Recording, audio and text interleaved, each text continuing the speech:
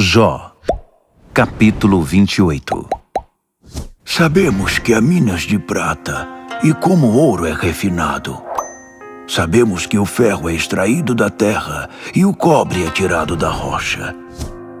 O mineiro penetra a escuridão, vasculha os lugares mais escondidos atrás de minério, escava no escuro sufocante. Bem longe da agitação e das pessoas, abrem um poço longe de todos e são baixados por cordas.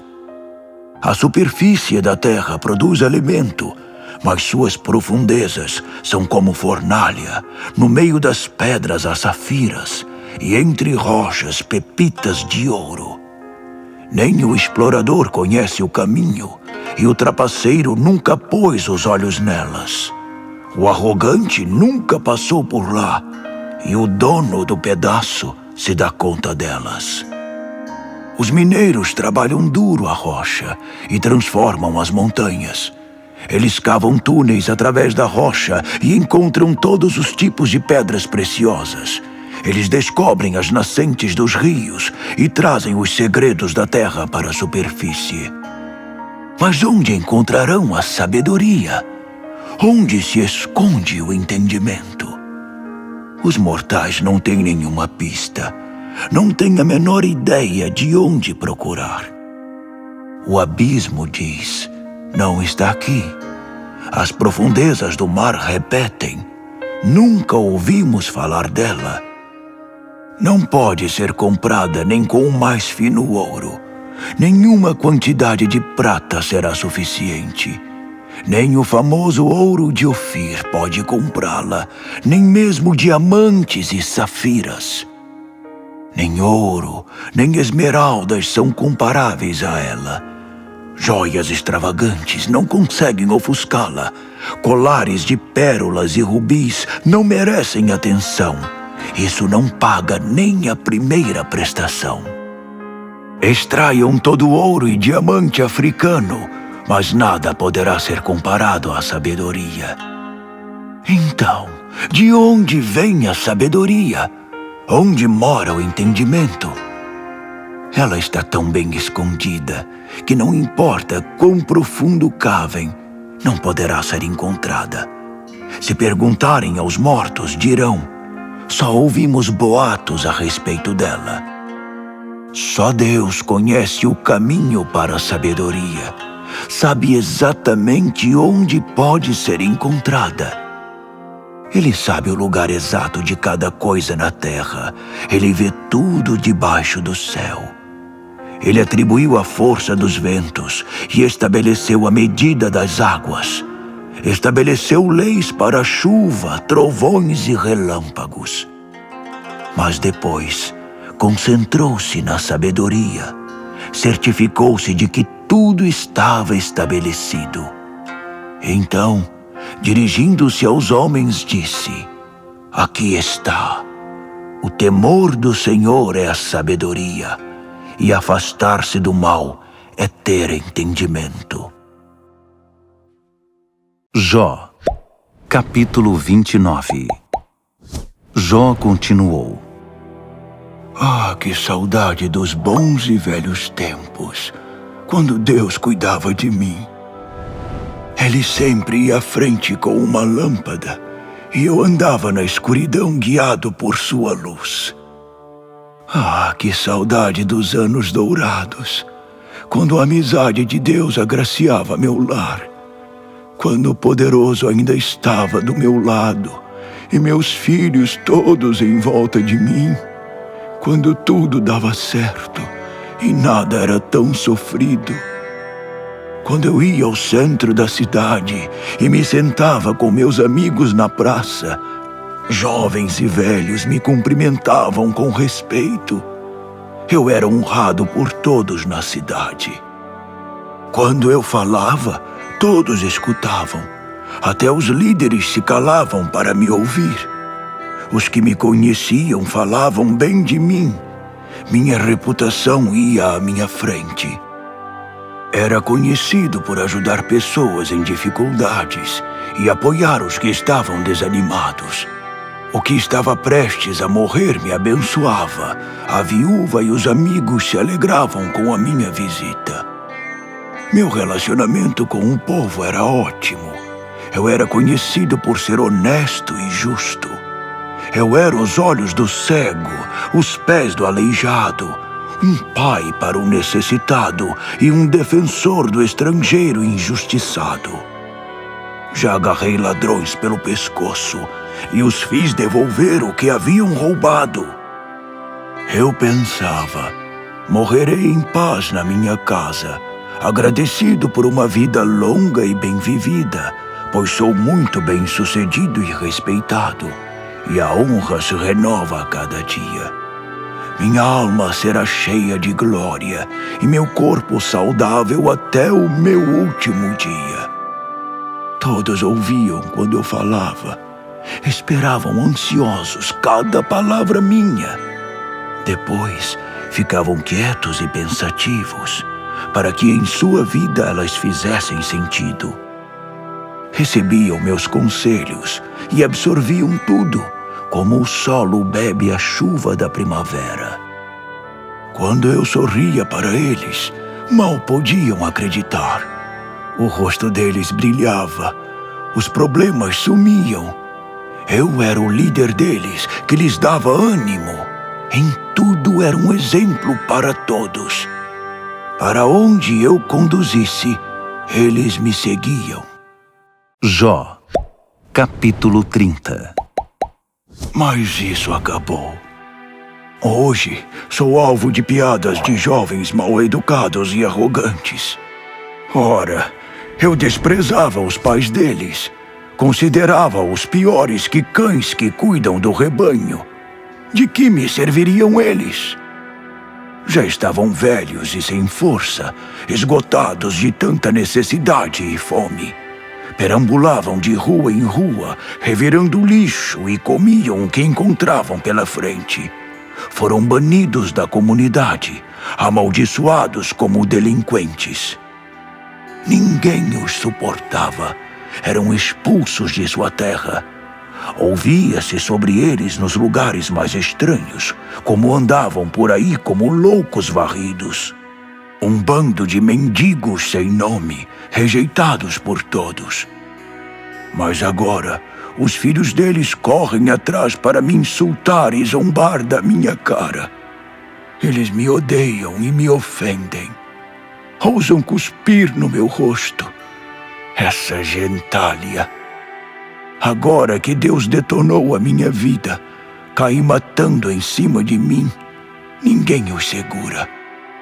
Eles me atacam brutalmente de todos os lados, me derrubam e continuam a pisotear enquanto estou caído. Eles me destroem pelo meu caminho e conseguem fazer isso de um jeito que ninguém ergue um dedo em meu socorro. Eles deitam e rolam sobre mim, aproveitam minha fraqueza para me arruinar de vez. O pavor me assalta, minha dignidade é arrastada no chão e a esperança de socorro virou fumaça.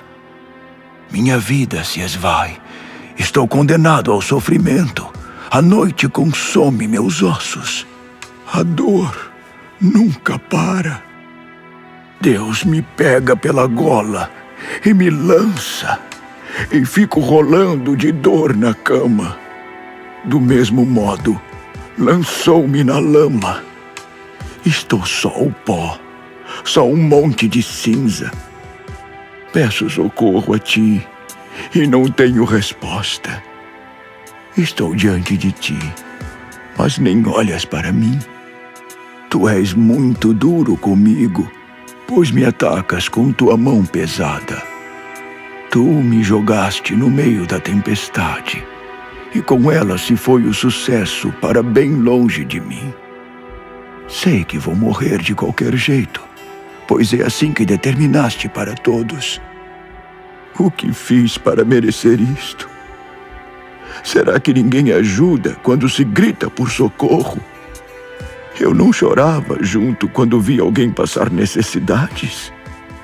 Não me entristecia por causa dos pobres.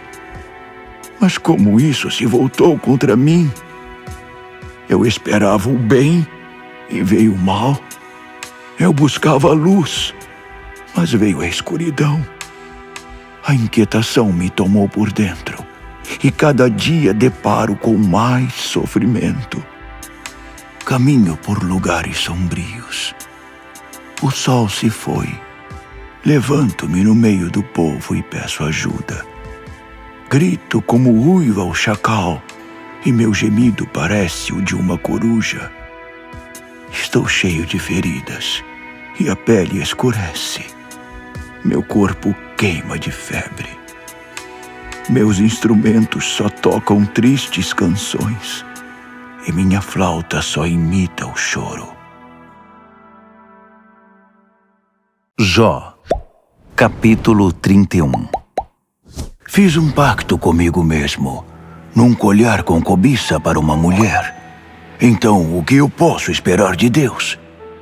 O que mereço da parte do Todo-Poderoso que está no céu? A calamidade não está reservada para os ímpios? O desastre não deveria atingir os que agem errado? Deus não olha como eu vivo? Ele não toma nota de cada passo que eu dou? Alguma vez andei de mãos dadas com a falsidade ou fui com sede ao pote para enganar alguém? Se Deus me pesar em balança justa, saberá que não tenho culpa alguma. Se me desviei do bom caminho, se desejei coisas que não devia, se me envolvi com um pecado, então que os outros desfrutem todo o meu trabalho. Podem dar tudo o que é meu a alguém que o mereça.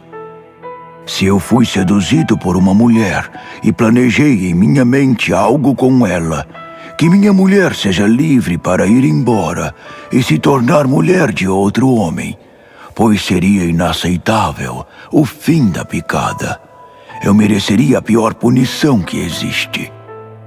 O adultério é um fogo que queima até os alicerces, que a tudo destrói e tudo consome. Já fui injusto com meus empregados quando trouxeram suas queixas para mim? Então, o que devo fazer quando Deus me confrontar? E quando Deus me chamar e pedir contas? O mesmo Deus que me criou não os criou também? Não somos todos iguais perante Deus? Alguma vez ignorei as necessidades do pobre ou virei as costas para o indigente? Quando foi que preferi atender aos meus próprios desejos enquanto eles precisavam de ajuda? Minha casa não estava sempre aberta para eles? Não eram sempre bem-vindos à minha mesa? Já deixei uma família tremendo ao relento quando não tinham nada para proteger do frio. Os pobres não choravam de gratidão ao me encontrar, sabendo que trazia agasalhos para eles? Se eu alguma vez usei meu poder e minha influência para tirar vantagem de qualquer que seja, então que quebrem meus braços, cortem todos os meus dedos. O temor de Deus me guardou de todas essas coisas, pois não podia fazer nada disso diante de seu esplendor. Alguma vez fiquei obcecado por ganhar dinheiro ou baseei minha felicidade em riquezas? Já me vangloriei da minha fortuna ou me exibi por estar bem de vida? Alguma vez me encantei com o sol ou pela beleza da lua a ponto de venerá-los ou adorá-los em segredo? Se eu tivesse feito isso, mereceria a pior das punições, pois teria traído o meu Deus. Alguma vez me alegrei com a ruína do meu inimigo, ou festejei quando estava em maus lençóis? Não. Nunca disse uma palavra ofensiva contra eles. Nunca os amaldiçoei, nem no meu íntimo. Os que trabalhavam para mim diziam: ele nos alimenta bem, podemos comer à vontade. E nenhum estrangeiro teve de passar a noite na rua. Minha casa sempre estava de portas abertas aos viajantes. Alguma vez escondi meu pecado como os outros, ou encobri a minha culpa por ter receio do que as pessoas iam dizer, ou me recusei a reconhecer meus erros por temer o falatório dos vizinhos? Nunca. Vocês sabem muito bem que não. Ah, se alguém me ouvisse. Apresentei minha defesa. Que o Todo-Poderoso responda. Que os meus inimigos façam acusação por escrito. Todos são convidados a ler minha defesa. Vou escrevê-la num cartaz e carregá-lo pela cidade. Estou preparado para prestar contas de tudo que fiz a toda e qualquer pessoa que me pedir. Se o próprio solo que cultivei me acusar de roubo, os sulcos chorarem por causa de insulto, se alguma vez roubei a terra para obter lucro, ou se desapossei seu legítimo dono, então que seja amaldiçoada e dê espinhos, não trigo, e ervas daninhas, em vez de grão. Assim terminam as palavras de Jó a seus amigos.